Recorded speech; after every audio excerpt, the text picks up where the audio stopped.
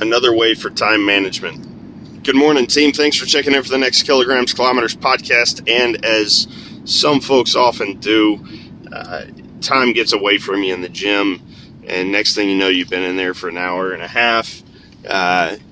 Everything that you had thought about doing later that day or that evening just kind of gets pushed down the road, something to that effect. And whether it's workout partners, whether it's bumping into somebody else that just chats your ear away, whether it's working out with your buddy that you just find yourself taking longer chat breaks between sets, or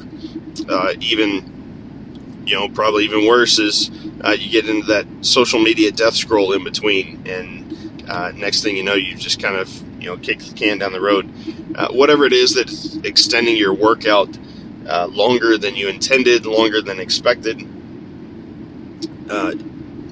One way to kind of frame it slightly different, if it's a true strength workout or something to that effect, not as high intensity, you're not trying to do an AMRAP or circuit or something like that, then giving yourself a time limit, a reasonable time limit to complete these sets and reps.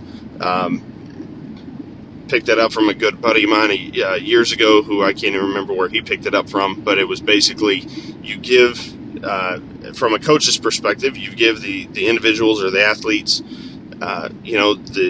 the target sets and reps. Let's say it's 4 sets of 6, but then you say, hey, you've got 10 minutes to get this done. So obviously they can manage their own time within that. Take 2 or 3, or a minute and a half, 2 minutes between sets, and then you can still fit in all the sets that you need to within that time.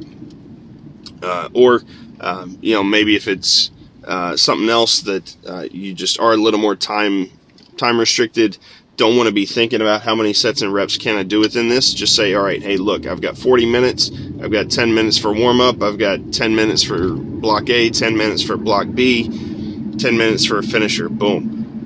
Just something to kind of help you stay on track a little bit. So you work within the time constraints you have, and then you just go ahead and get the sets and reps within that are possible.